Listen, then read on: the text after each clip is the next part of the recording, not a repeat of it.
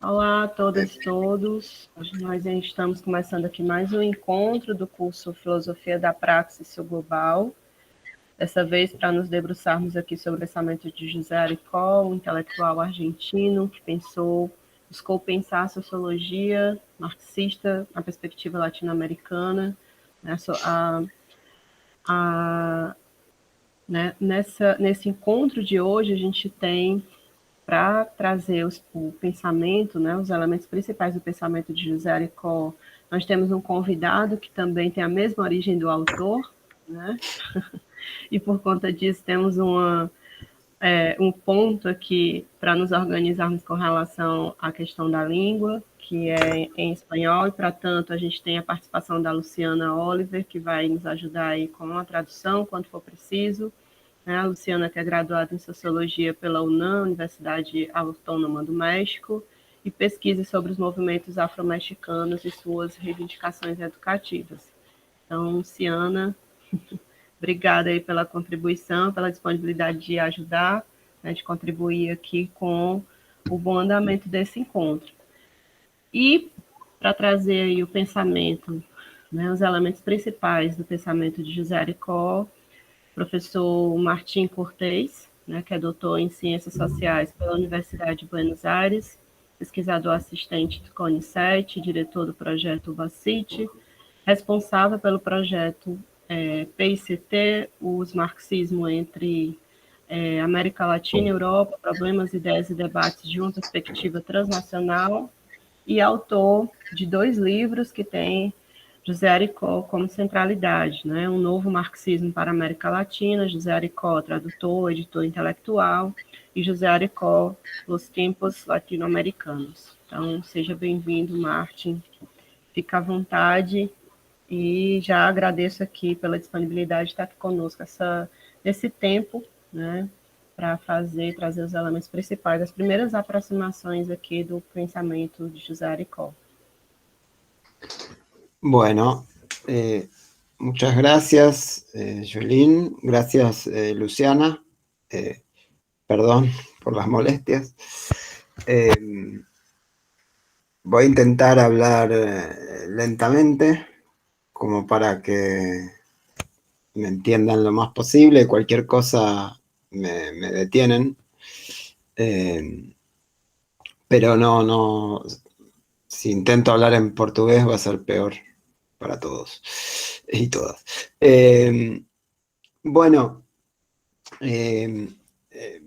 muchas gracias por la atención, por la invitación a Jolín, que me pidió que hiciera principalmente una introducción a la figura de José Aricó, que entiendo que no es una figura tan conocida en Brasil, si bien tiene algunos paralelos con algunas figuras importantes del marxismo brasileño, sobre lo que después podemos hablar, porque en un primer nivel, quizás el elemento por el cual sobresale históricamente la figura de Aricó, y lo que todavía al día de hoy nos llega a los argentinos, a los latinoamericanos, sobre todo a los hispanoparlantes, digamos, o a los hispanolectores, es que José Aricó fue uno de los principales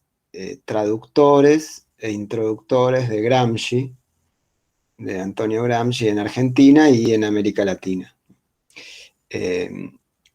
En Argentina se realizaron las primeras traducciones de Gramsci fuera de Italia, muy tempranamente, en los años 50, y esas traducciones se realizaron en una iniciativa político-cultural que se da en principio al interior del Partido Comunista Argentino, animado por otra figura que es una especie de maestro de José Aricó, que es una figura muy importante de la cultura comunista argentina, que se llamaba Héctor Agosti, que es quien inicia el proceso de traducción de Gramsci. Y dentro de ese proceso de traducción de Gramsci en los años 50, de los cuadernos de la cárcel, tal cual se estaban publicando en Italia, ¿no? Es decir, la edición, la primera edición, la que realiza el secretario general del Partido Comunista Italiano, Palmiro Togliatti, es decir, la edición temática de los cuadernos de la cárcel, se empieza a traducir en la Argentina, en esta iniciativa animada por Agosti, que cuenta con algunos jóvenes comunistas, jóvenes del partido, jóvenes militantes del Partido Comunista, que lo secundan en esta tarea, que lo ayudan en esta tarea, que funcionan también como traductores o como escritores de prólogos, etc. Y uno de esos personajes, uno de esos jóvenes militantes del Partido Comunista, es José Aricó. Otro que quizás también su nombre pueda sonar porque va a ser también una figura importante de las discusiones de las ciencias sociales latinoamericanas, es Juan Carlos Portantiero, que también participa de ese clima de las juventudes comunistas de los años 50 y de lectura de Gramsci, ¿no? Aricó nace en 1931 en la provincia de Córdoba. Jolín decía que soy del mismo origen que Aricó. No es tan así, porque yo soy de Buenos Aires, y ser de Buenos Aires y ser de Córdoba es bastante diferente, si bien en ambos casos se trata de Argentina, pero no, supongo que es un problema que tendrá sus equivalentes también en Brasil, ¿no? Pero muy tempranamente, en los años 40, Aricó comienza a participar en la juventud comunista de su pueblo, que se llamaba Villa María, es un pueblo de Córdoba. Y allí se produce digamos así, en la joven militancia comunista de Aricó, se produce el primer interrogante fuerte, que yo creo que es un interrogante alrededor del cual se puede pensar una buena parte de su itinerario, de su trayectoria intelectual, y que es la pregunta por la relación entre las izquierdas, entre el marxismo, si se quiere, o entre las organizaciones que detentaban una orientación teórico-política marxista, o de izquierdas, o decididamente de izquierdas, y el movimiento popular, y la clase trabajadora, y el pueblo argentino, digamos, ¿no? Y es una pregunta que en el momento en el que Aricó ingresa en la política, tiene un nombre, una palabra clave para pensar esa pregunta, que es la palabra, que es una palabra que va a ser muy importante en las reflexiones de Aricó a lo largo de buena parte de su obra, que es la palabra desencuentro. Desencuentro, ¿por qué? Porque lo que no había en la Argentina, pero si uno sigue después la reflexión de Aricó, lo que no hay en buena medida en América Latina es una coincidencia entre las organizaciones, digamos así, entre las tendencias ideológicas socialistas y las identidades de los sectores populares, ¿no? En Argentina, como ustedes bien saben, en los años 40 es el momento del surgimiento del peronismo, concretamente en 1945. Entonces allí que es un movimiento que rápidamente abraza a la inmensa mayoría de los sectores populares en Argentina, la inmensa mayoría de las clases trabajadoras. Es el movimiento que de alguna manera, desde que nace, desde que irrumpe en la realidad política argentina, está asociado a la identidad de las clases trabajadoras. Entonces el desencuentro es el desencuentro entre identidad política de la clase trabajadora e ideología socialista, digamos, ¿no? Eso que en Aricó es primero una pregunta sobre la Argentina, pero después va a ser una pregunta sobre América Latina más en general, ¿no? Es decir, ¿por qué aquello que en Europa, en la época del socialismo clásico, digamos, en el siglo XIX, aparecía como una articulación, ¿no? O sea, la articulación entre los grandes movimientos populares y la ideología socialista y los grandes partidos socialistas, en América Latina parecía disociado. Si se puede hacer la pregunta de un modo más sencillo, ¿por qué las clases trabajadoras argentinas en un primer momento no son socialistas?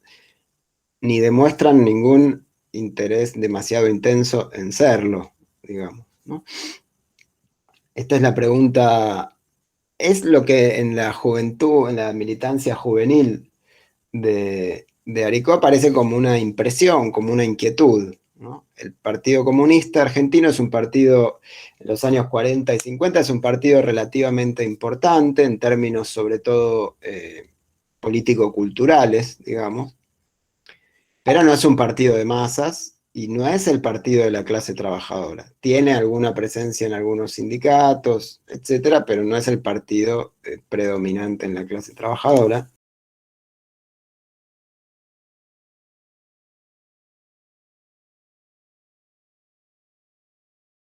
Que aparece entonces asociada con otra tendencia política o histórico-política. Entonces, hago esta introducción porque esto es un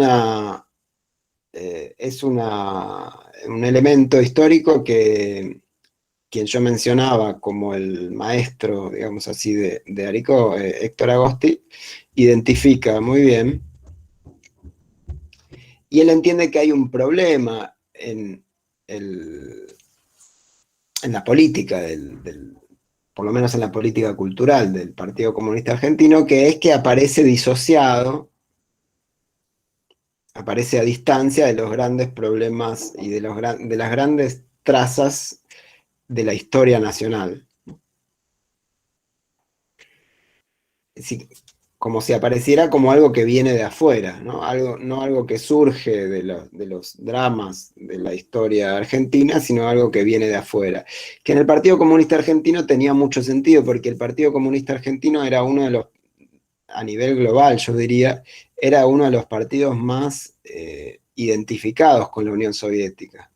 O sea, era uno de los partidos más estalinistas, por decirlo directamente, ¿no? O sea, no había en el Partido Comunista Argentino, en la orientación política, por lo menos, una preocupación por la singularidad nacional, o no había demasiada preocupación por la singularidad nacional argentina. Era uno de los partidos más firmes en el seguidismo, digamos así, de la Internacional Comunista y luego de la política exterior de la Unión Soviética. Mucho más que otros casos, incluso de América Latina, ni que hablar, mucho más que el Partido Comunista Italiano, etc., ¿no? Agosti en ese sentido es una figura excepcional en el Partido Comunista Argentino, pero es una figura de vuelta más cultural que política, ¿no? Pero que justamente a partir de este diagnóstico emprende la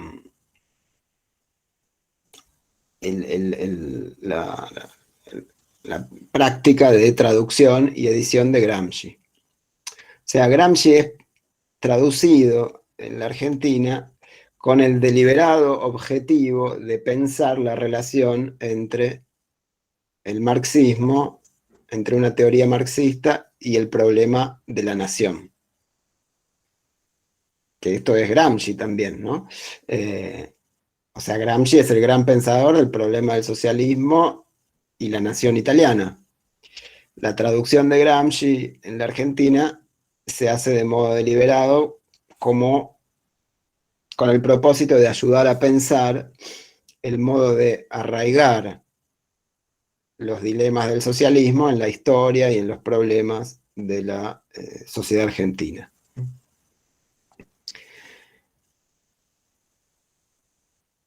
Está bien, eso quiere decir que están entendiendo, ¿verdad? Sí, perfecto. Entonces, los años, voy a intentar ir más o menos rápido, pero para quería señalar, dejar bien marcado este inicio, ¿no?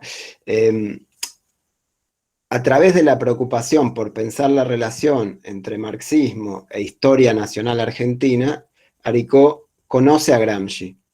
Y esto es importante porque Gramsci va a ser la gran compañía del itinerario intelectual de Aricó, ¿no? Tanto que luego el grupo el grupo que va a funcionar durante varias décadas alrededor de Aricó, que va a editar la revista Pasado y Presente, etc. Ahora voy a decir algo de eso, va a ser conocido como los gramscianos argentinos. Hay un libro muy importante que se llama Los Gramscianos Argentinos, que reconstruye la historia de Pasado y Presente, que escribió un profesor argentino, pero que vive en Brasil, en Florianópolis. Seguramente muchos lo conozcan, que es Raúl Burgos. Entonces, Aricó va a participar durante todos los años 50, inicios de los 60, del proceso de traducción, de edición y traducción de Gramsci, siempre con la preocupación creciente por pensar de qué modo, a través de esas herramientas teóricas, se puede, digamos así, pensar de modo más productivo, de modo más fructífero, de modo más potente la relación entre izquierdas y movimiento popular en la Argentina. Que a medida que avanza, que pasa el tiempo, esa relación es cada vez más claramente la relación entre izquierdas y peronismo. Este va a ser el problema, porque si al principio es un problema general, ¿no?, la relación entre el marxismo y la historia nacional, va a ser cada vez más eso un problema específico, la relación entre izquierda y peronismo. O sea, es decir, entre izquierda política, izquierda teórica e identidad de las clases populares en la Argentina. Y en ese sentido, Aricó, Portantiero y otros jóvenes militantes del Partido Comunista, también al calor de una serie de sucesos que son globales, ¿no?, que no son solamente, que no tienen solamente efectos en la Argentina, sino que son sucesos históricos muy importantes de la época. Estoy pensando en la muerte de Stalin, ¿no?, el 20 Congreso del Partido Comunista de la Unión Soviética en el 56, y con eso el proceso de desestalinización, la Revolución Cubana en el 59, que es un suceso histórico muy importante en los efectos que produce en todas las izquierdas de la región. Quiero decir, todos estos procesos, estos acontecimientos históricos, lo que producen no solamente en la Argentina, sino en muchos lugares del mundo, es el nacimiento de aquello que se dio en llamar la nueva izquierda, que son en general formaciones ideológicas, que en algunos casos son desprendimientos de las organizaciones políticas de la izquierda tradicional, llamémoslo así, o de la izquierda clásica, ¿no? En Argentina eso tiene su traducción también en la necesidad de pensar de un modo original, de un modo novedoso, esa relación con el peronismo.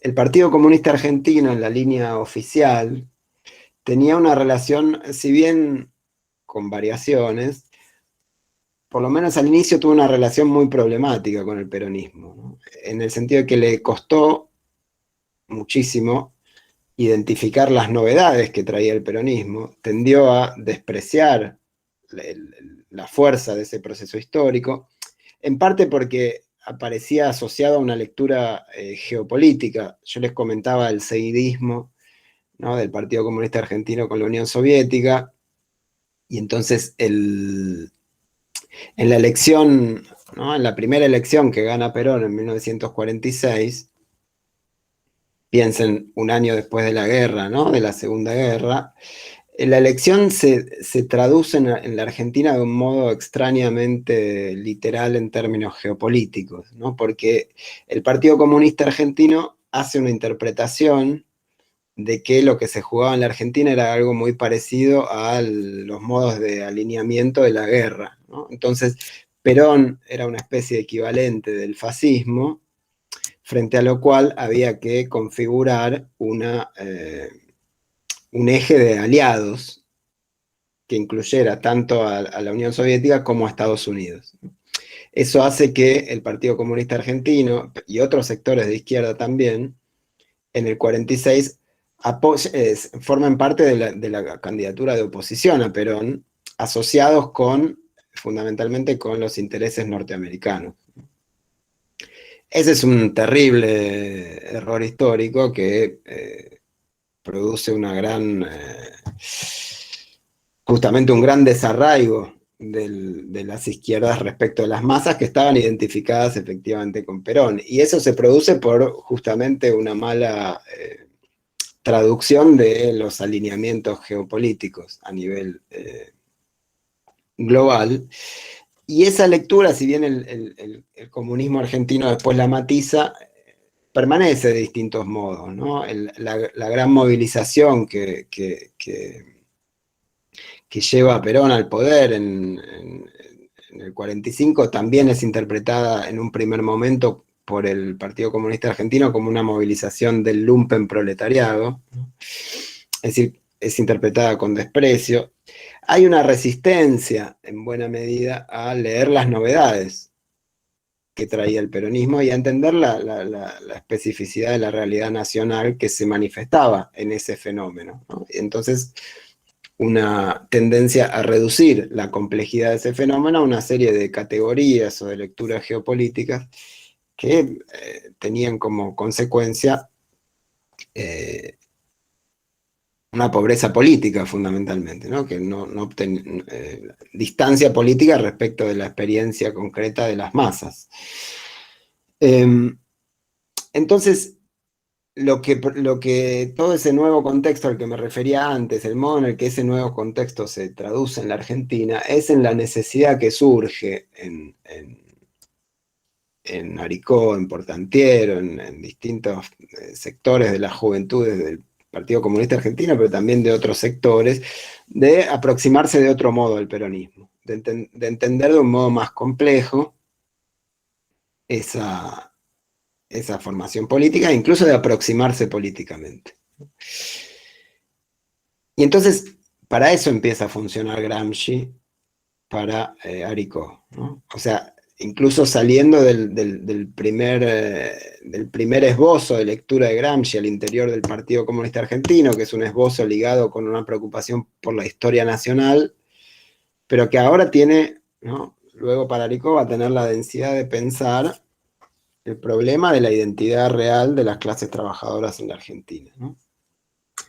En ese contexto, Aricó y Portantiero y otros jóvenes del PC argentino publican en 1963, inician la publicación de una revista que se llama Pasado y Presente. Pasado y Presente es un nombre absolutamente gramsciano, es el nombre con el que Gramsci titula parte de sus notas en los cuadernos de la cárcel. Y la revista tenía el propósito de introducir, es una revista que el primer número se publica con Aricó, Portantiero y otros al interior del partido, como militantes del Partido Comunista, con el propósito de, a través de la revista, introducir una serie de debates teóricos y políticos que permitieran repensar la relación con el peronismo.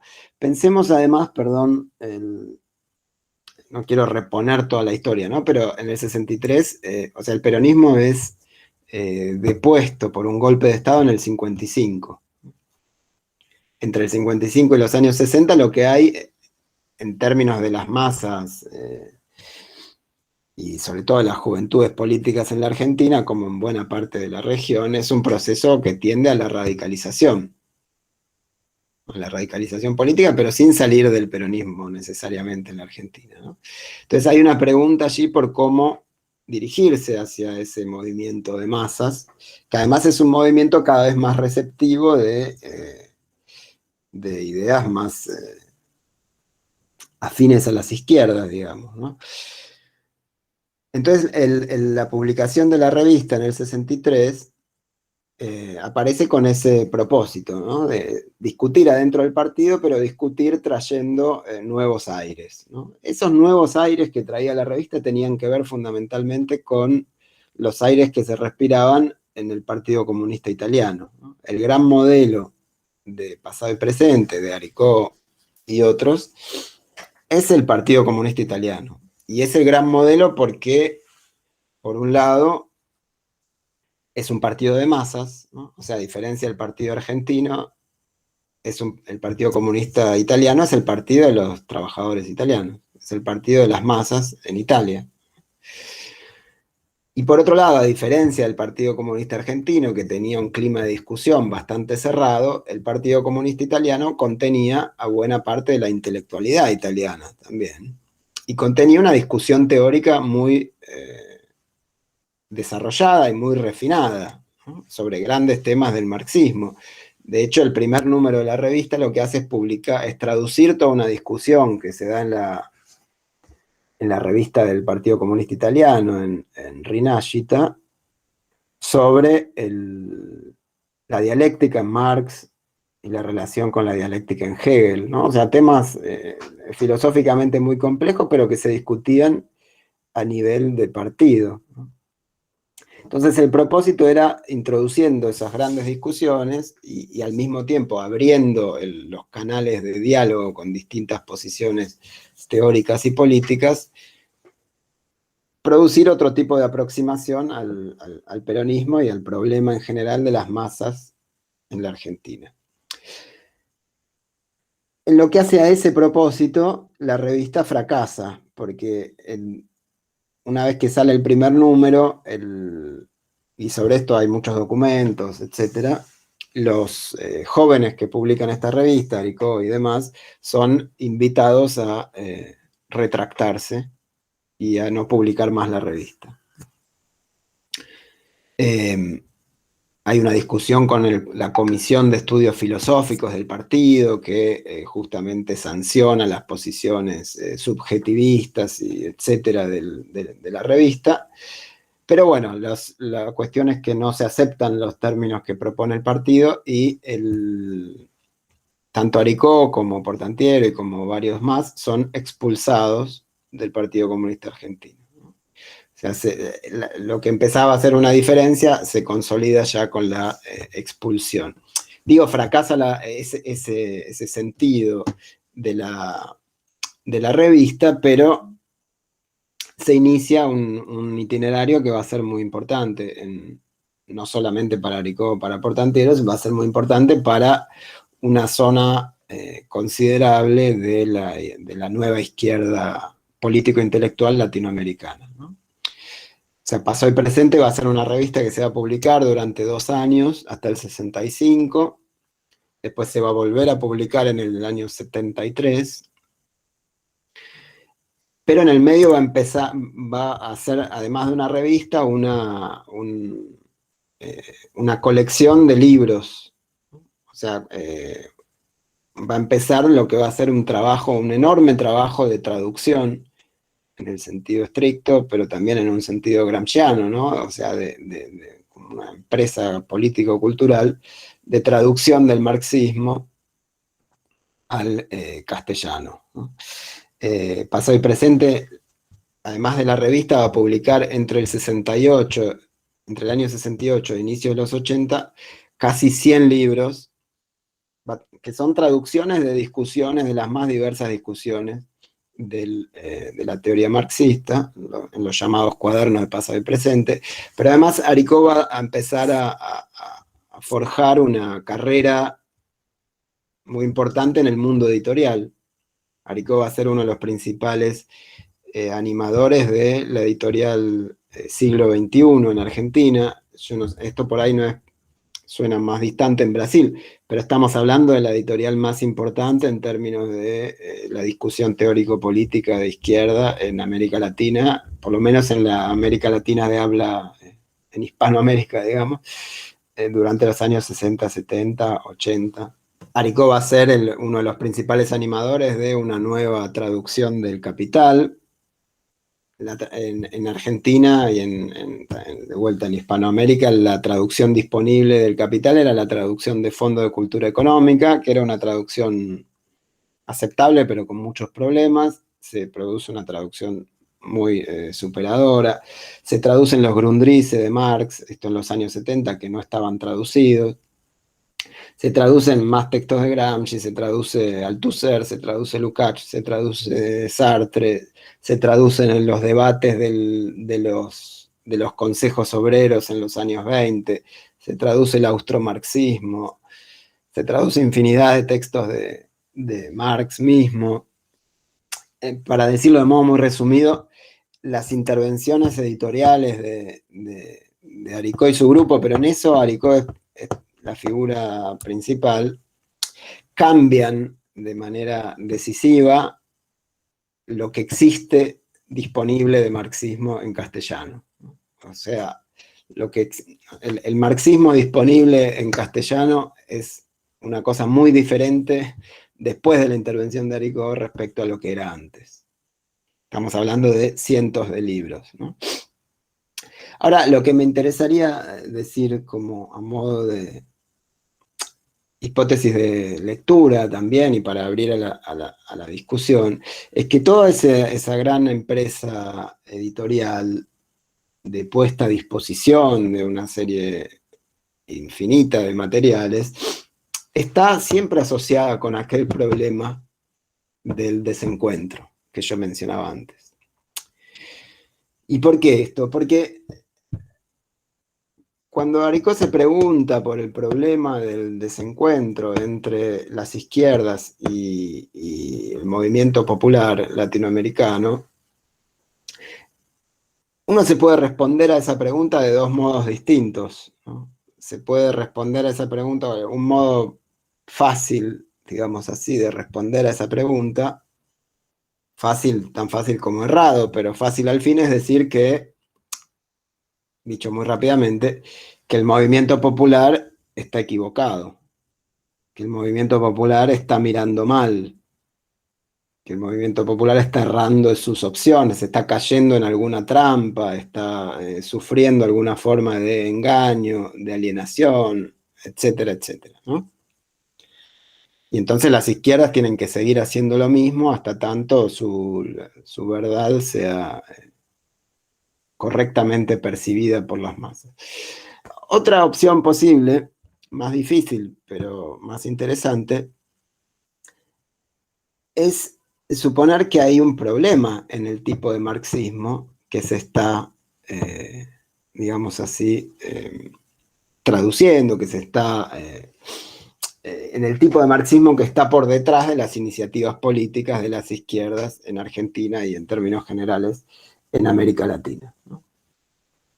Esa va a ser la hipótesis, o la hipótesis que yo propondría de lectura de las inquietudes y del itinerario, de la trayectoria intelectual de Aricó, ¿no? Que hay que modificar, que hay que hacer algo diferente con el marxismo en América Latina para que pueda justamente remontar ese camino de desencuentro con las masas, ¿no? Ahora, ¿qué es lo primero que hay que pareciera sugerir que hay que hacer según Aricó? Bueno, abrir el marxismo, abrir aquello que se entiende por marxismo.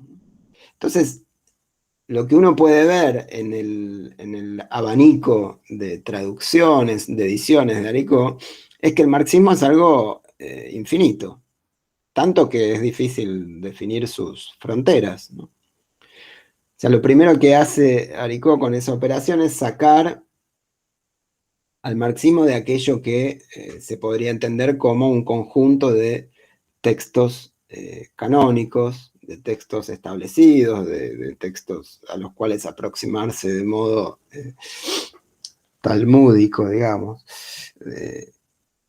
para pensar, por el contrario, una compleja y contradictoria tradición teórico-política, que incluye el tratamiento de los más diversos problemas.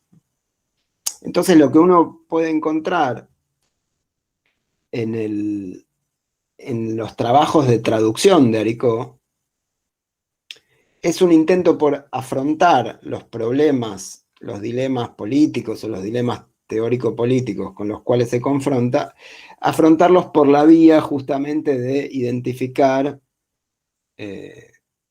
momentos singulares, incluso momentos perdidos. Hay como un privilegio, uno lo puede ir viendo en las ediciones de Aricó, hay un privilegio creciente por fragmentos cada vez más perdidos del marxismo, ¿no? O sea, es traducir a Marx, es traducir a Gramsci, es traducir los grandes autores, pero también es traducir esos debates, los debates olvidados, es traducir las cartas, los textos perdidos, los manuscritos, esos textos que no forman parte del canon, digamos, ¿no?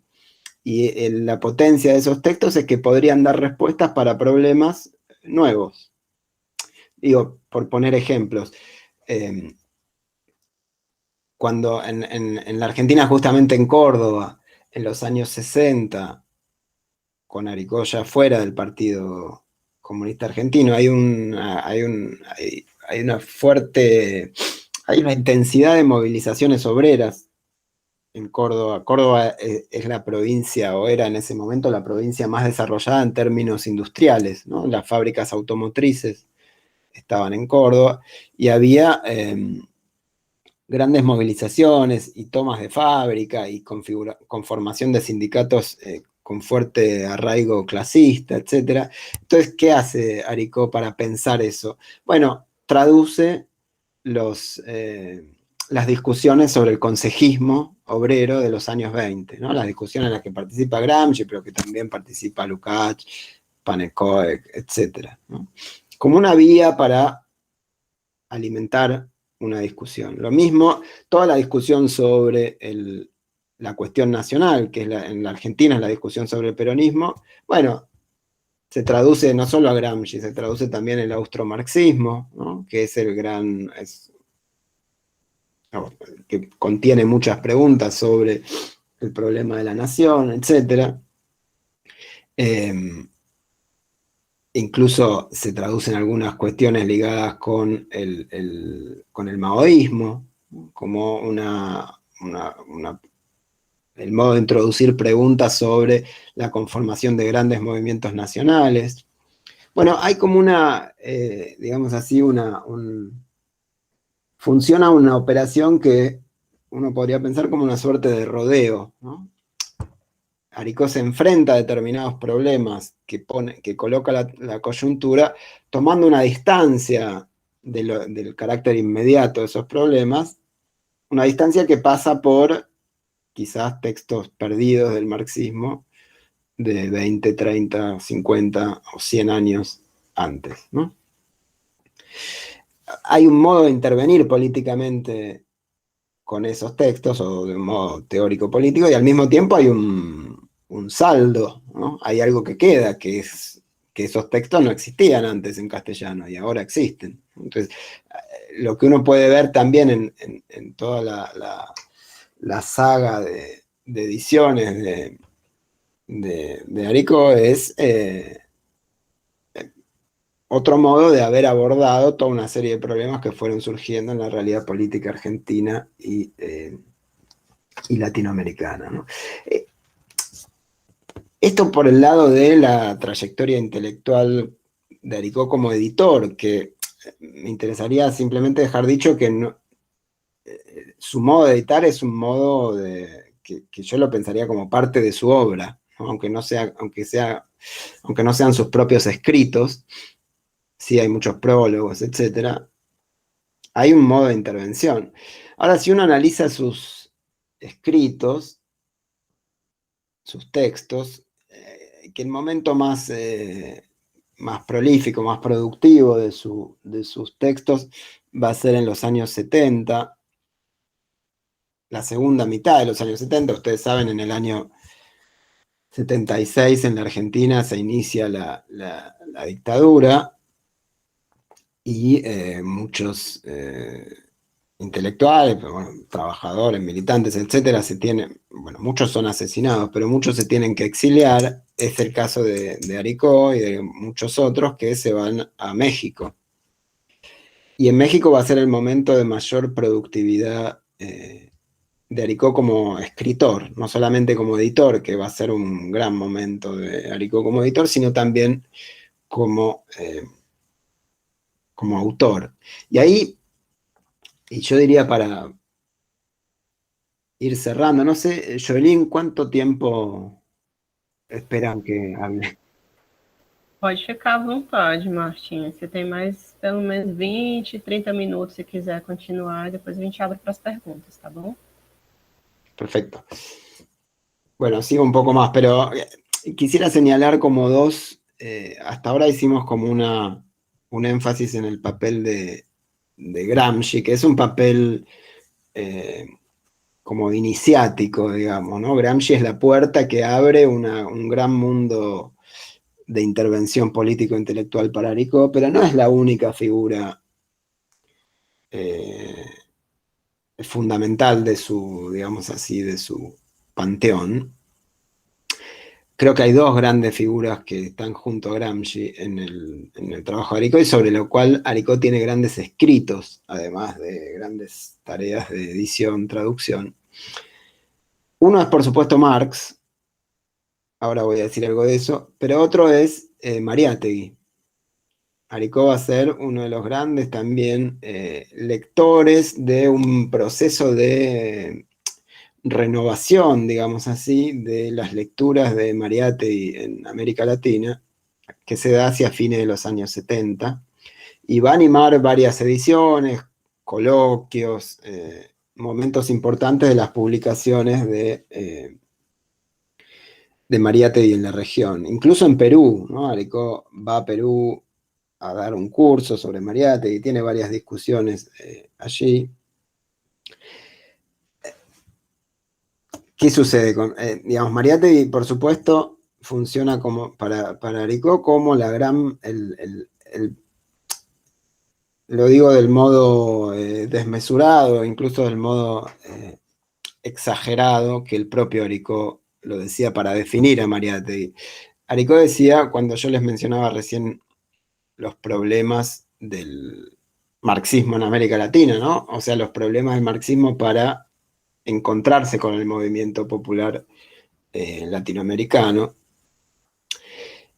Aricó dice por allí que y lo dice más de una vez en varios textos, que los 7 ensayos de interpretación de la realidad peruana, que es uno de los libros fundamentales de Mariátegui de 1928, es, en términos estrictos, dice Aricó, el único texto de marxismo latinoamericano que existe en América Latina. Es decir, existen muchos textos de marxismo en América Latina, pero hay una exageración, hay una provocación, hay una desmesura, pero existe un solo texto de marxismo latinoamericano, es decir, un solo texto que logra efectivamente pensar las grandes contribuciones, las grandes preocupaciones teórico-políticas universales del marxismo, que las logra pensar traducidas a un suelo concreto, pensadas de modo concreto, arraigadas en una realidad específica, en una realidad singular, como es la realidad peruana. O sea, el único texto que logra efectivamente traducir el marxismo a la realidad latinoamericana, que no lo trae como una cosa extraña, sino que piensa la realidad desde, ¿no? O piensa el marxismo en las entrañas de esa realidad, es el texto de Mariátegui, ¿no? Los 7 ensayos, y uno podría pensar en términos generales, la obra de Mariátegui. Porque lo que hay justamente en Mariátegui es, que además es una figura muy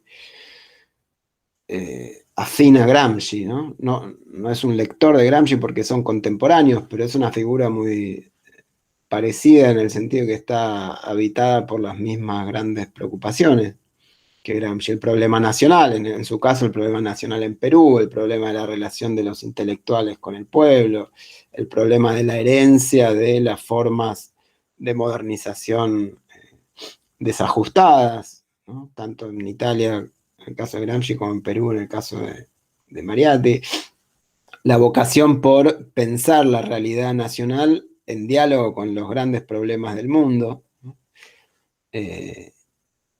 Mariátegui editaba una revista que es una revista fundamental de la historia de las revistas latinoamericanas, que es la revista Mauta, que si uno mira pasado y presente en los años 60 y mira a Mauta en los años 20, se da cuenta que hay una inspiración evidente, ¿no? Pero todas, yo diría, las grandes revistas culturales de los años 60 son revistas que miran también, o político-culturales que miran a Mauta como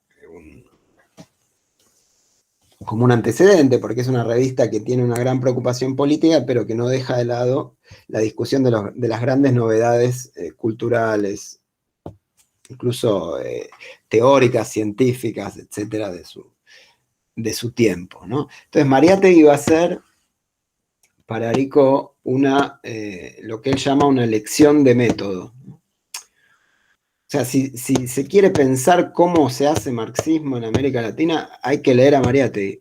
Todas las respuestas están allí. Esta va a ser la tesis de Aricó. Las respuestas sobre cómo se puede ser marxista en América Latina sin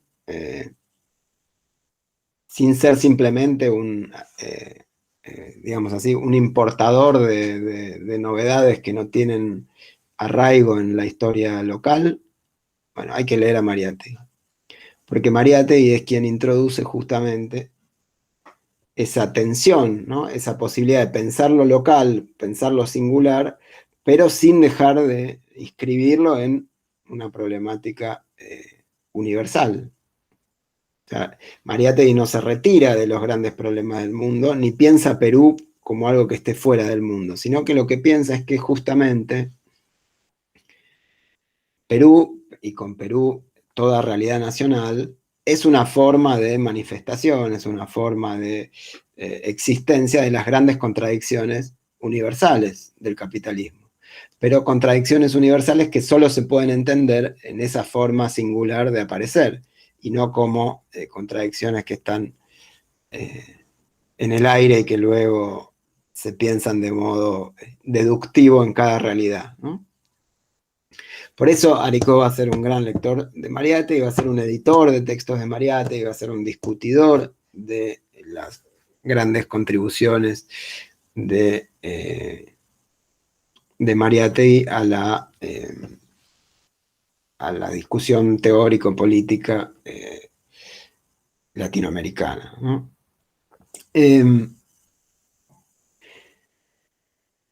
Y les decía Marx, ¿no? O sea, Marx, que siempre es una figura que está siempre presente, pero que en esos años de exilio, en esos años de escritura, es una figura con la cual Aricó se mide específicamente, ¿no? Y allí de vuelta aparece la búsqueda, ¿no? La búsqueda por algunos momentos no tan visitados o momentos olvidados de la propia obra de Marx para pensar los problemas latinoamericanos. Me detengo 2 minutos en el que creo que es el libro fundamental de Aricó.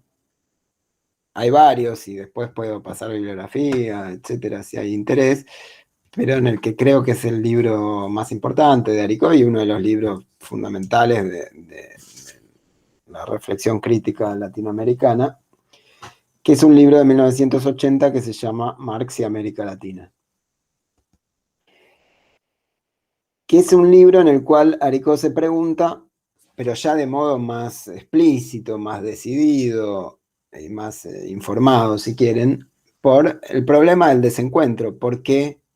La pregunta que mencionaba antes, ¿no? ¿Por qué la historia del marxismo en América Latina y la historia de los movimientos populares latinoamericanos son dos historias más bien paralelas, ¿no? No son historias entrecruzadas, sino más bien que discurren por carriles paralelos.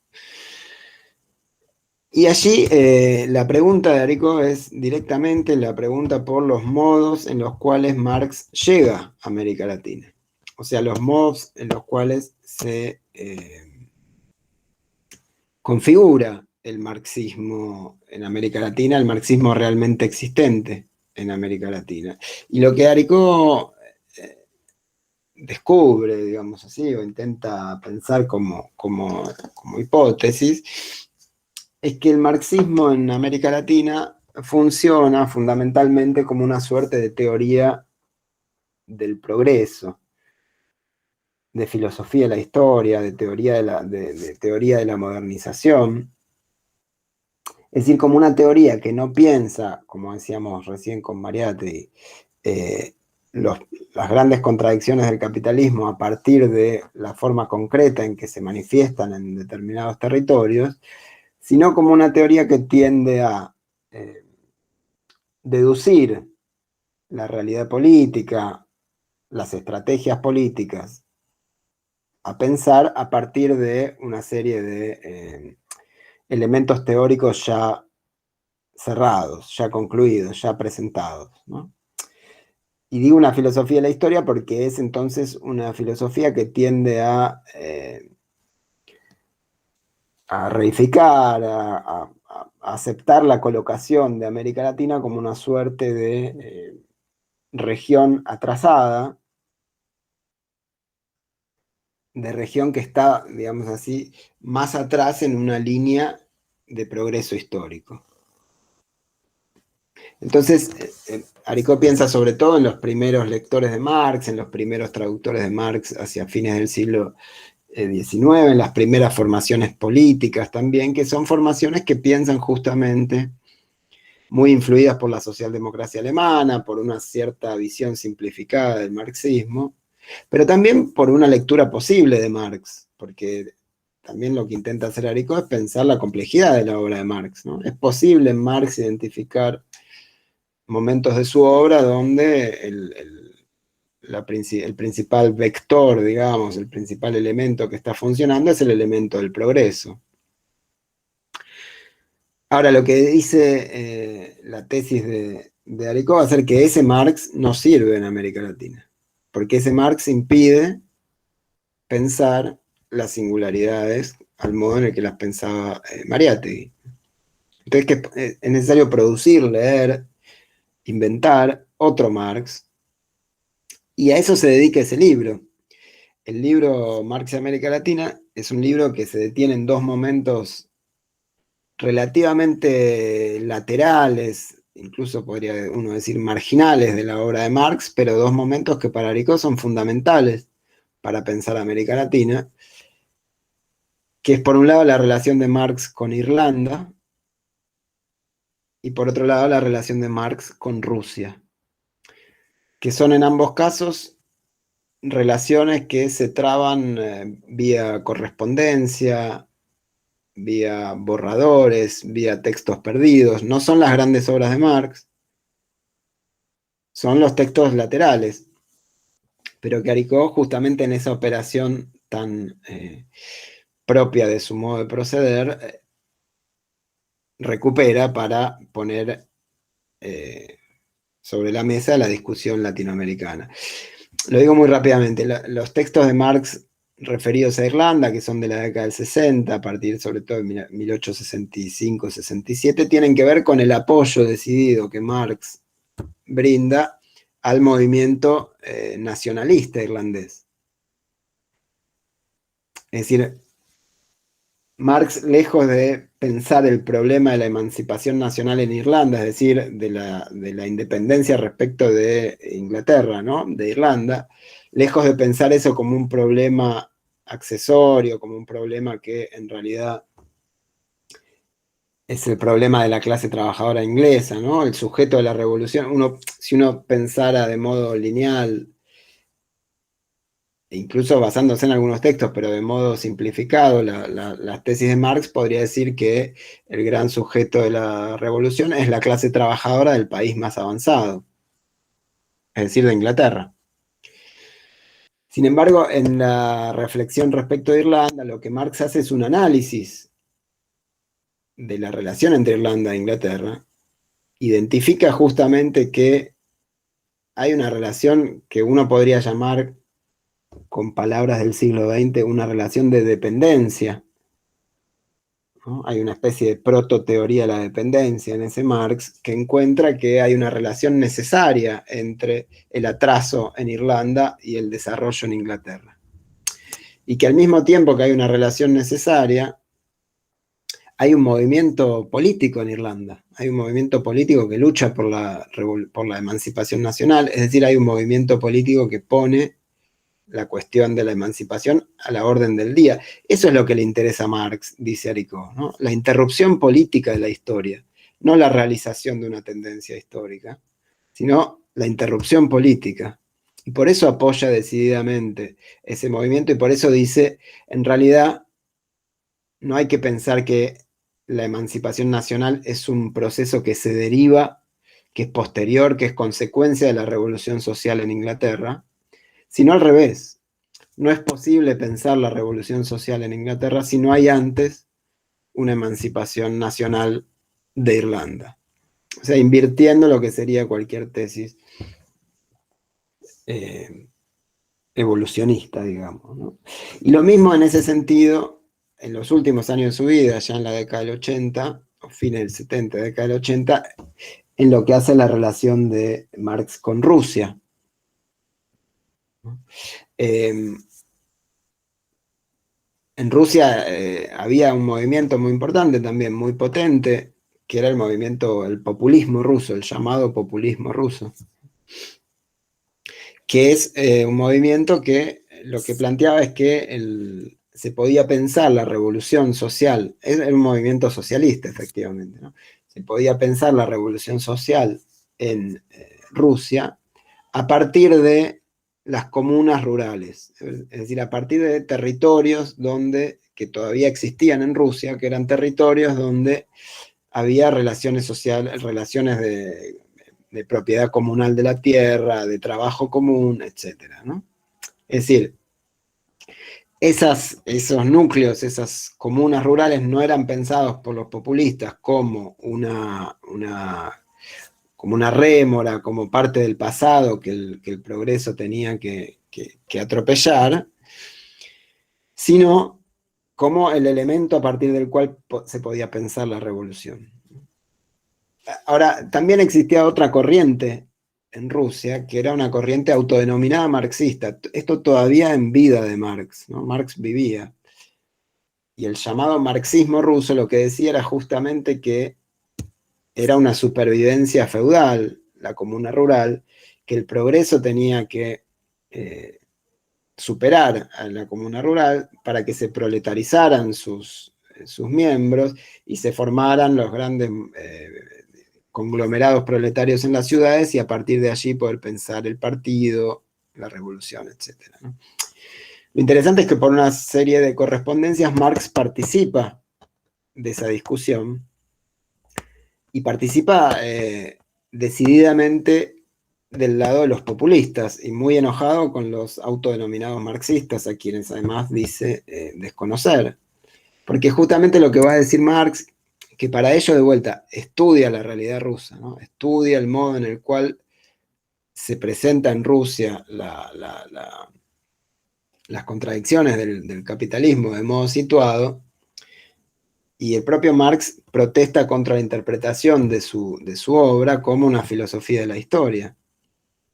Y dice, en realidad lo que hay en Rusia es una oportunidad dorada, una oportunidad única para interrumpir el desarrollo del capitalismo en Europa, porque en Rusia se puede apropiar del desarrollo capitalista más avanzado, pero al mismo tiempo sostener la potencia política de esa forma social que es la comuna, ¿no?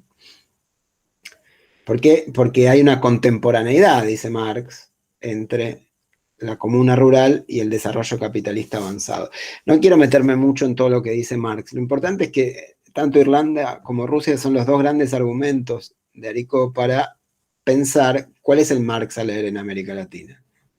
Y no solamente esos dos momentos de Marx componen la parte central de Marx y América Latina, sino que varios de los cuadernos de pasado y presente, justamente, que se publican paralelamente a la edición de la obra de Marx y América Latina, son justamente la publicación de las cartas de Marx sobre Irlanda, los escritos de Marx sobre Irlanda, las cartas de Marx con los rusos, O sea, el trabajo de Aricó no es solamente el de publicación de su texto, que decía es muy importante, sino también el de edición de todos esos materiales que permita entonces repensar de otro modo esa relación entre marxismo y movimiento nacional, ¿no? Porque finalmente todo esto sigue siendo un modo de responder a aquella vieja pregunta, ¿no? Como si lo que hubiera que hacer es cambiar el punto de vista que se produce desde una perspectiva marxista. No se puede deducir de una teoría ya cerrada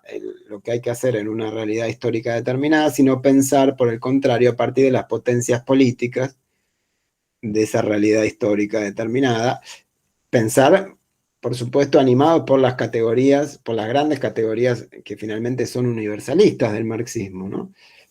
Pero lo central para Arico es que universal, y con esto acabo de decir lo más importante, así que con esto puedo cerrar. El carácter universal del marxismo no significa, o sea, el carácter universal del marxismo para Aricó tiene que ver con el carácter universal del capitalismo, es decir, con la tendencia universalizante del capitalismo, que esto estaba muy claramente expresado por Marx, ¿no? Por la tendencia a poner bajo su forma social a todas las realidades del mundo. Ahora, que el capitalismo sea universal no significa que sea homogéneo. Es decir, no significa que todas las partes que componen ese universal lo compongan del mismo modo. O sea, no significa que tiendan a igualarse, sino que la universalidad está justamente construida a partir de la heterogeneidad interna entre las distintas partes, ¿no? Por eso, con lo de Irlanda, yo decía, hay una especie también de pregunta por la dependencia, ¿no? O sea, universal significa, para Rico, entender la forma singular de la heterogeneidad. O sea, la forma en la cual en cada territorio esa universalidad se manifiesta.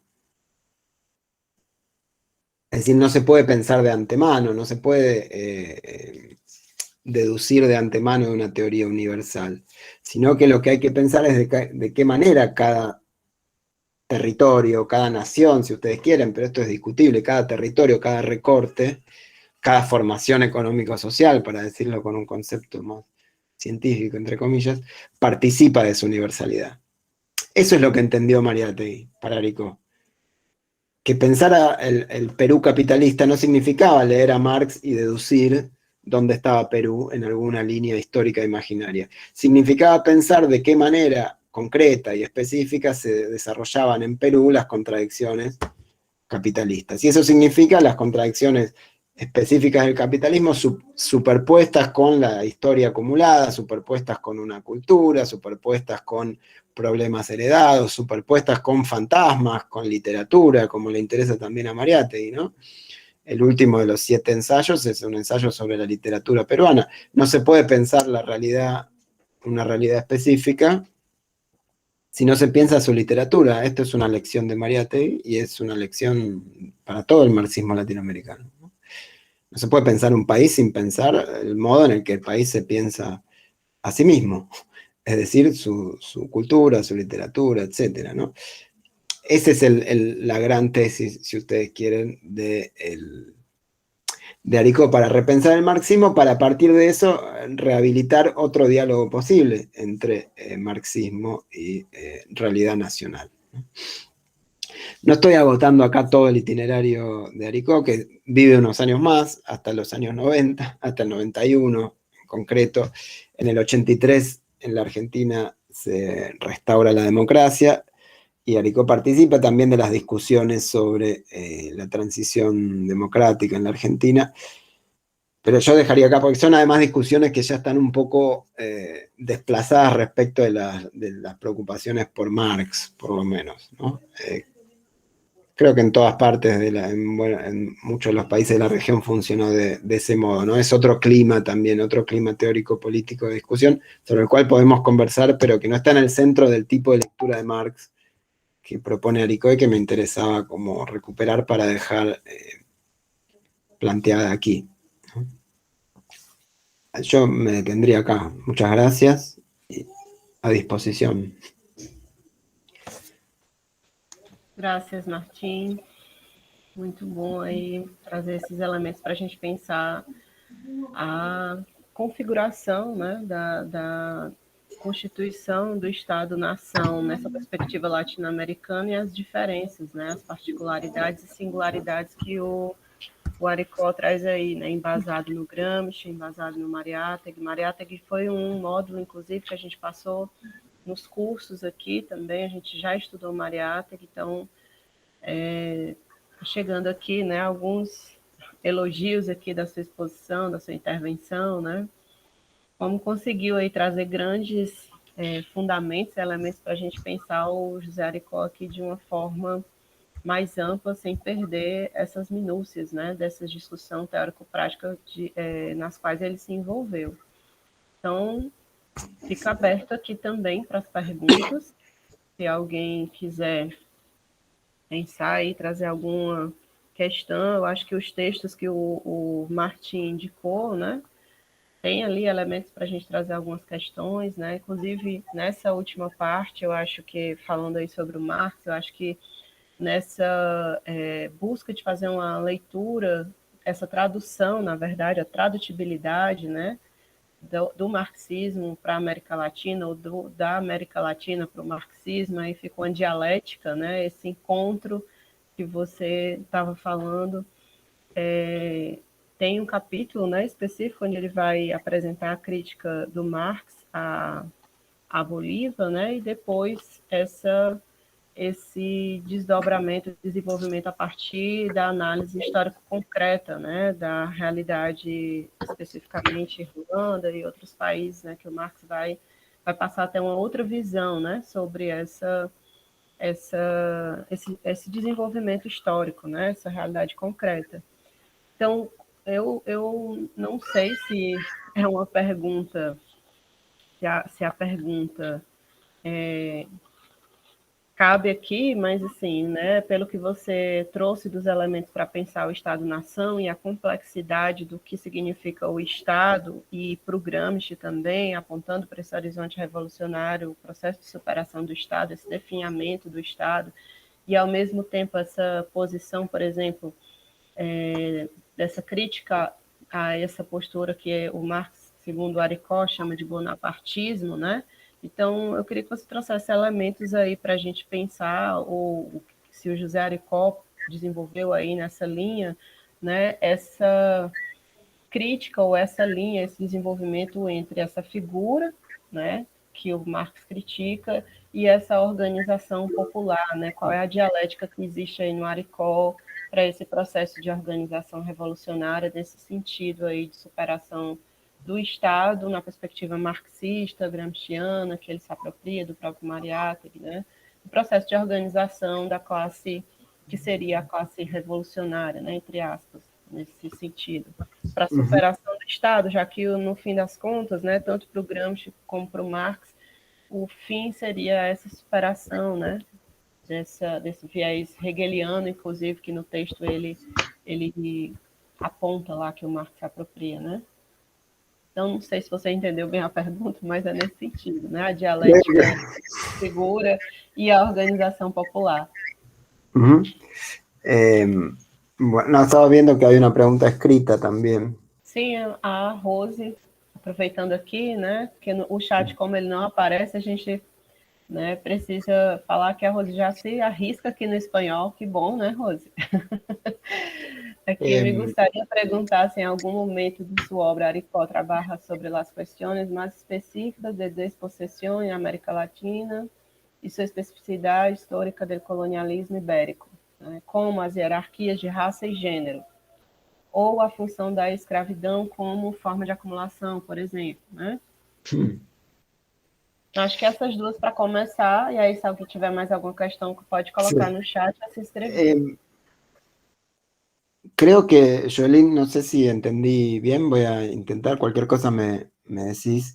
Creo que, por un lado, yo no lo dije mucho, pero es fundamental el problema del Estado en Marx y América Latina. y en el tipo de, digamos así, en la incomprensión,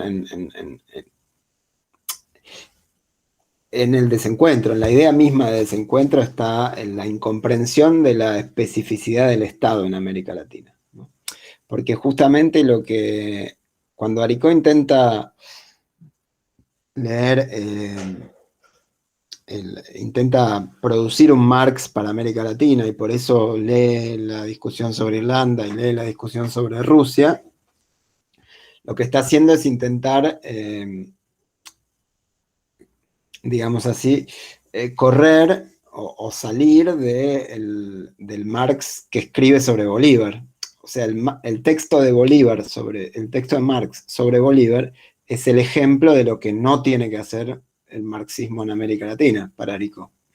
El texto de Marx escribe en los años 50 una biografía de Bolívar que es un texto muy descalificatorio, no solamente en términos personales de Bolívar, que eso sería menor, eh, sino que es un texto que está atravesado por una lectura, digamos así, reductiva de la realidad política latinoamericana, una suerte de caos, ¿no? Una suerte de caos social que es aprovechado por una figura con aires o con propósitos de tiranía medio grotesca, como sería la figura de Bolívar para ese Marx, ¿no? Lo que intenta pensar Aricó es por qué si Marx es capaz de leer, porque la respuesta, ¿por qué Marx escribe ese texto sobre Bolívar? Esta es la pregunta, Aricó. ¿Por qué Marx escribe un texto que, para decirlo, lo digo altuserianamente, un texto que no es marxista?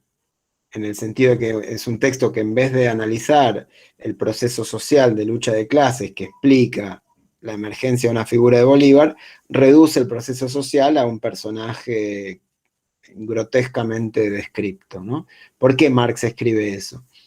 Una respuesta fácil podría ser porque es eurocéntrico y entonces no le interesa lo que pasa fuera de Europa. Sin embargo, justamente casos como Irlanda, Rusia, que no son Europa en el sentido teórico de la palabra, ¿no? Dan cuenta de que Marx tiene un interés por los procesos, o que es capaz de tener un interés por procesos que suceden fuera de Francia, Alemania, Inglaterra. Eso es Europa cuando uno habla de eurocentrismo, ¿no? Ni siquiera Italia, me parece. Entonces, ¿por qué Marx sobre América Latina no escribe algo como lo que escribe sobre Irlanda y lo que escribe sobre Rusia? Bueno, porque justamente lo que hay es un problema con el Estado. Porque lo que dice la tesis de Aricó, que me parece que es interesante en ese sentido, es que Marx tiene una relación muy problemática con su herencia hegeliana. Marx ya en sus escritos de juventud había trabajado sobre la hipótesis de que había que invertir la tesis de Hegel de que el Estado era el determinante, de que el Estado era el momento de realización de la sociedad civil y la familia, sino que había que pensar al Estado como una especie de consecuencia, pero además de una forma de alienación del elemento determinante que era la sociedad civil. Y si bien Marx abandona sus discusiones con Hegel, es como si ese elemento persistiera de distintos modos. Si uno lee los textos de Marx sobre Francia, ¿no? Sobre el 18 Brumario, la guerra civil en Francia, etc., son textos donde el Estado aparece siempre caracterizado como una especie de parásito, ¿no? Como una gran maquinaria que absorbe las energías de la sociedad civil. La figura del parásito Marx la utiliza explícitamente, ¿no? O boa constrictor, dice, no sé cómo sería esto en portugués, pero una especie de serpiente que absorbe las energías de la sociedad civil, que vive de sus energías, ¿no? Como un elemento determinado, alienado y parasitario. Es decir, que siempre para Marx, como una especie de preconcepto teórico, el lado activo está en la sociedad civil y el lado pasivo y el lado alienante está en el Estado. Ahora, lo que sucede justamente como parte del mapa de las disputas políticas, por lo menos en la América hispánica en el siglo XIX, es que la realidad es la contraria, que las naciones tienden a ser conformadas por el Estado. O sea, que el Estado tiene un rol activo.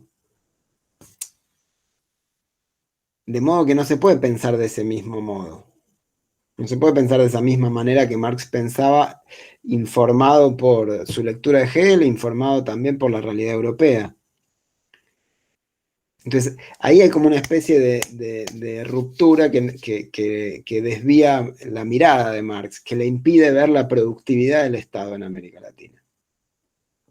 Ahora, si esto fuera solo una anécdota del siglo XIX, bueno, sería eso, un problema historiográfico sobre la relación de Marx con la especificidad del Estado en América Latina en el siglo XIX. El problema es que esto sigue en el siglo XX. Este es el problema, si ustedes quieren, que vuelve bajo la forma de, lo digo directamente pensando en Aricó, ¿no? Que vuelve bajo la forma del peronismo. ¿Qué pasa cuando la clase trabajadora también se configura como clase en relación con el Estado? Porque ¿no? La clase trabajadora argentina, que no es que no existiera antes del peronismo, pero como gran sujeto social, con derechos políticos, con conquistas históricas, etcétera, se produce en relación con el Estado. El Estado no es algo que viene después de la actividad de la clase trabajadora en la Argentina, en términos de clase organizada, sino todo lo contrario. Entonces, el problema del Estado aparece en otro lugar, en Argentina y uno diría en América Latina, ¿no? Y es parte de ese elemento que configura a los grandes movimientos nacionales populares, que no son movimientos que estén, por lo menos en términos teóricos, y con esto voy a la segunda parte, creo, Jolín, si entendí bien, a la segunda parte de tu pregunta.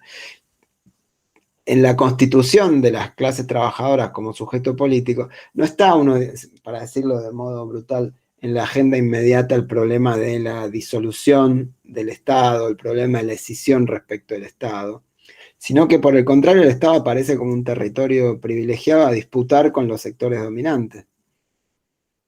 Entonces siempre el problema allí, en el caso específico de Aricó, bueno, él lo abordó intentando compensar, digamos, sabiendo que la identidad peronista en la Argentina es una identidad estadocéntrica, digamos.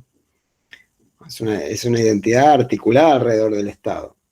Pero que al mismo tiempo la clase trabajadora ofrece permanentemente experiencias de autoorganización, como los consejos obreros en las fábricas, o las comisiones internas en las fábricas, como se llaman aquí en Argentina, que se configuraron también en el peronismo, pero que se configuraron como formas de autoorganización de la clase.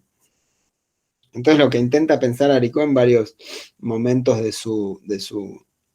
sobre todo en los momentos donde está más próximo al peronismo o a la izquierda peronista, es como pensar una relación de tensión entre esa centralidad de lo estatal en la clase trabajadora argentina y los momentos de autoorganización de la clase, ¿no? Pero bueno, es mucho más difícil de pensar el problema de la escisión respecto del Estado, porque justamente el Estado aparece como muy, o sea, la propia configuración de la clase como sujeto aparece muy entramado con lo estatal. Entonces, en la propia experiencia de la identidad política de la clase, el Estado no aparece como un otro, no aparece como un enemigo, por decirlo brutalmente. Al contrario, aparece como el espacio de garantía de derechos que antes no existían. Uno puede, por supuesto, a esto pasarle toda la teoría marxista del Estado y entender el carácter reproductivo del Estado, de dominación, etcétera, etcétera. Bueno, pero eso de algún modo hay que mediarlo con la experiencia efectiva de la clase, porque justamente lo que es, vuelvo al caso argentino, que no es generalizable, no necesariamente, pero es un caso, porque por ahí es un caso extremo donde justamente lo que la clase trabajadora argentina conquista en materia de derechos consagrados por el Estado en el peronismo respecto a su estado anterior, a la situación previa, es un mundo de diferencia, es totalmente otra cosa. Y eso produce justamente una relación que persiste en el tiempo, que persiste hasta hoy. Porque hoy en Argentina seguimos en los mismos términos de la discusión de la clase trabajadora o de las clases populares. Y si persiste esa discusión es porque justamente hay una memoria que está tramada en esa diferencia y en esa disputa. Entonces es más, se complejiza mucho. Es decir, los movimientos, esos grandes movimientos nacionales tienden a tener una aproximación relativamente, no necesariamente crítica a la cuestión del Estado, ¿no? Por eso también es importante la perspectiva crítica, marxista, etcétera, incluso desde el propio Arico, para colocar una dimensión crítica allí. Pero no se puede hacer como si solo se tratara de la crítica del Estado, ¿no? Porque justamente en materia de Estado es donde, en la materia estatal es donde se consagran esas conquistas, ¿no? De modo privilegiado en estas experiencias, ¿no? No sé si respondo a la pregunta, que de todas maneras es difícil, pero como para dejarla abierta, creo que el problema del Estado en América Latina para una perspectiva marxista es mucho más complejo que el problema del Estado en Europa, mucho más complejo. Y eso está claro en la lectura que hace Arico. Como el problema de la nación es un problema mucho más complejo, porque uno va a Europa y la nación es algo de derecha, tradicional, reaccionario, es fácil, se lo sacan de encima enseguida. Bueno, acá no es así para nada, no es tan así, diría, y en algunos casos no es así para nada, al contrario, es el nombre de las grandes luchas populares. Entonces, todos esos elementos son centrales a la hora de pensar de modo creativo una traducción del marxismo, ¿no? Respecto de la pregunta, eh, lamento decir que no, ¿no? Las cuestiones, no, Arico es muy argentino también, ¿no? A pesar de ser un latinoamericanista. Y ta- esto es un problema de la Argentina y es un problema de la argentinidad, pero tanto el problema de... No me meto con la cuestión de género, que en general es más reciente, pero el problema tanto de la esclavitud como de la raza en la Argentina es un problema muy sepultado, muy negado. No es que no sea un problema real, es un problema muy real, pero es un problema que fue negado históricamente, que la negación esa se consolida en un proceso de exterminio que hubo en la Argentina de los pueblos indígenas y en un proceso de exterminio que hubo de los afrodescendientes, sobre todo en la guerra del Paraguay. Entonces Argentina queda con el mito, a partir de la consolidación del territorio nacional a fines del siglo XIX, queda prendida del mito de una nación eh, solamente descendiente de europeos, digamos. Que esto no solamente es falso, sino que está construido sobre la base de un genocidio, quiero decir, pero es un genocidio exitoso en términos culturales, que hace que figuras de la agudeza de Aricón no se hayan planteado el problema de la esclavitud o el problema de la raza, por lo menos en la Argentina, ¿no? Después, en términos del plano latinoamericano más en general, no más que las lecturas propias de la discusión de la dependencia, de los modos de producción, sin hacer, digamos, en esa materia aportes originales, singulares. No vamos a encontrar eso en Aricó. Parece que nesse aspecto, o mito da democracia racial que nós temos aqui, temos aí de forma paralela, né? Rose está agradecendo aqui Sí. a resposta, né?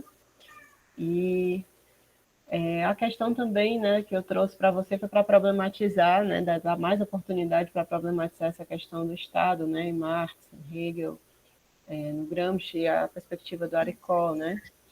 E pontuar, né, desenvolver mais esses pontos que estão lá na indicação de leitura, né, nos textos do próprio Aricó. E aí chega uma outra pergunta aqui, né, do William. Ele quer Sí. perguntar se Aricó compreende o processo de transição dentro da perspectiva latino-americana, né? Como ele compreende o processo ¿De de transição? transición al socialismo se refiere? Sim, penso que sim, William, ao socialismo. Então, Eh, enquanto você vai respondendo essa, a gente vai aguardando aqui no chat. Se alguém tiver mais alguma questão, pode colocar, Martim. no, bueno, hay diferentes también, no hay un texto específico o una forma específica o definitoria en la cual Aricó piense ese problema, porque también lo que, digo, una vez que Aricó es expulsado del Partido Comunista Argentino, después va a ser una figura, como podría llamar, flotante, ¿no? Que no va a volver a tener una militancia orgánica en ninguna formación política, sino que va a tener aproximaciones a distintas experiencias, sobre todo en la Argentina, ¿no? Hasta el momento del exilio, donde ahí hay un abandono forzoso de la política, ¿no? Pero, por decirte, hay un primer momento de la trayectoria política de Aricó a mediados de los años 60, en los cuales él mismo y todo el grupo se aproximan a una guerrilla rural que se había instalado en el norte argentino, en Salta, que la había instalado Jorge Massetti, que era un compañero del Che Guevara en Cuba, y que la había instalado con la idea de guevarista, digamos así, de instalar un foco con el cual luego pudiera el Che juntarse desde Bolivia, ¿no? Es un fracaso brutal, todos los participantes de esa guerrilla son asesinados, etcétera, pero hay como un momento, quiero decir, hay un momento foquista, foquista entre comillas, de Aricó, un momento ligado con la vía de la guerrilla clásica, no sé si clásica, la vía de la guerrilla inspirada en Cuba, digamos, ¿no? Ese es un primer momento. Entonces ahí eso supone una tesis de transición, que es apoyada, como yo les decía siempre, siempre eso es apoyado por textos, por traducciones, por relecturas. Entonces ahí hay una cantidad de ediciones y de discusiones de textos sobre los grandes movimientos de liberación nacional, sobre las guerrillas en África, etcétera, etcétera, ¿no? Ahora, después en los años 70, Aricó se aproxima a la izquierda peronista y con la aproximación a la izquierda peronista se aproxima a la guerrilla urbana y se aproxima al gran movimiento nacional popular urbano, que tiene una tesis más, una tesis de socialismo nacional, digamos, ¿no? O sea, una tesis de conquista del poder y de apoyo de esa conquista por vía armada, pero al mismo tiempo en un proceso de masas, ¿no? Entonces eso supone otra tesis de transición. Que decir, no hay una teoría de la transición claramente en Aricó, sino lo que hay son distintos experimentos políticos que tienen sus distintas tesis de transición, pero no hay en ningún momento ni siquiera en esos momentos hay una teoría de la transición, quiero decir. Esto diría. Perfeito, Martim.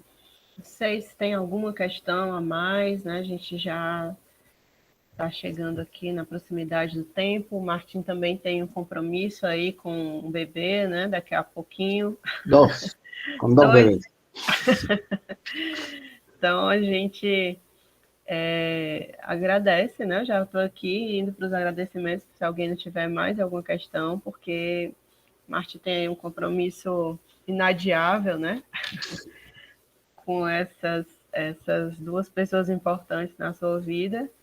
E por isso agradeço aí de de ter se disponibilizado, né, mesmo em meio a esse contexto que a gente está vivendo, né, de tantas dificuldades, de ter que articular várias coisas da vida pessoal e profissional, e você ter se disponibilizado a ter esse tempo aqui com a gente, né, em meio a essa loucura que a gente está vivendo, e contribuir, né, de forma tão profícua aqui para trazer os elementos fundamentais, de forma direta, objetiva, sem deixar de trazer esses elementos para a gente pensar aqui do José Aricó e a relação do marxismo, pensar o marxismo aqui na perspectiva realmente latino-americana, né, com essas particularidades, sem articular aí com a totalidade. Então, queria, né, já deixar os agradecimentos e deixar você também para fazer suas considerações finais, né? Dá o tempo aí se você tiver algum elemento que você acha que seja importante colocar aqui dentro desse tempo, e as perguntas, né, que foram feitas aqui a gente não tocou,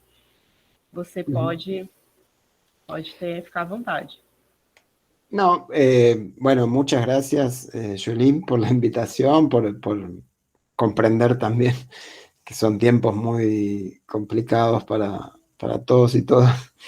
Eh, se superponen todas nuestras tareas. Eh, no, para mí es un placer y siempre también es un gusto especial y me parece particularmente importante hacer esto con ustedes, porque siempre es más difícil la relación con Brasil, ¿no?, que con otros países de América Latina, no por cuestiones de fútbol, sino porque por cuestiones idiomáticas, pero también por cuestiones culturales, ¿no? No hay tantos trabajos que recorran en común los problemas de las izquierdas o de los marxismos entre Argentina y Brasil, cuando hay muchas cosas para pensar, ¿no? Porque así como la historia de Aricó es la historia de Gramsci en Argentina, la historia de Gramsci en Brasil es una historia muy interesante, con grandes figuras, grandes teóricos, igual de complejos y controvertidos y pensables y repensables como Aricó, y es una historia que hay que poder pensar en común porque tiene muchas cosas para dar ese diálogo, así que me parece que para mí siempre es interesante ponerme en esta perspectiva porque me da también eso, como ángulos no trabajados o preguntas inesperadas, cosas más desconocidas porque tienen que ver con otras experiencias históricas. Así que nada, muchas gracias. Lamento que sea por esta vía y no estar allí, pero bueno, esperemos que en algún momento se pueda también volver a encontrarse. Ojalá que así sea. Sim, com certeza. Así que nada, muchas gracias por la invitación a Jolín. Luciana, gracias por la atención y por soportar esto. Y a todos y todas por escuchar. Sim. Nos encontramos na cauda, né? Segurando na cauda do diabo, né? Nos encontramos por aí na cauda do diabo do Gramsci, e aí hoje estamos aqui, né? Através desse encontro de estudos de Gramsci, né? E aprender aqui, esse encontro trouxe você aqui para a gente aprender com você mais sobre a Aricó, né? E que seja realmente só o primeiro momento, que a gente tenha mais momentos, né? O projeto é justamente romper com essas diferenças culturais que você está falando, né? De tentar socializar realmente e compartilhar o pensamento desses autores, que são infinitamente importantes para a gente pensar a nossa realidade concreta, particular, né? Não só aportados aí nos autores que pensam a sua realidade, né? Das suas revoluções, mas também da nossa própria história. Então, socializar também para tentar movimentar as águas dessa cultura brasileira em um outro viés, e a esquerda, né, se apropriar e pensar numa perspectiva realmente histórica concreta, né, sendo contemporâneo do nosso tempo, como diz o Gramsci, né. Então, é por isso que também a gente tem esse compromisso de gravar, né, de registrar aqui as falas para depois também socializar, compartilhar nas redes, não só para quem está aqui participando do encontro, nesse período que vai gerar aí também certificado para quem participa, mas também contribuir aí para ampliar o acesso a esse conhecimento. Então, obrigada, Martim. Quem sabe a gente se encontra aí em outros momentos, nem quem sabe na próxima edição você traz aí uma outra abordagem para a gente. E Luciano também, obrigada, né? Que a gente não precisou efetivamente, eu vi que todo mundo estava entendendo bem, mas conto também com a Luciana aí para outros momentos, que eu acredito que essa interlocução aqui latino-americana vai se ampliar. Então, tchau, gente. Boa noite. Obrigada. Até a próxima. Até o próximo encontro. Gracias. Chao. Chao. Gracias. Buenas Gracias. noches.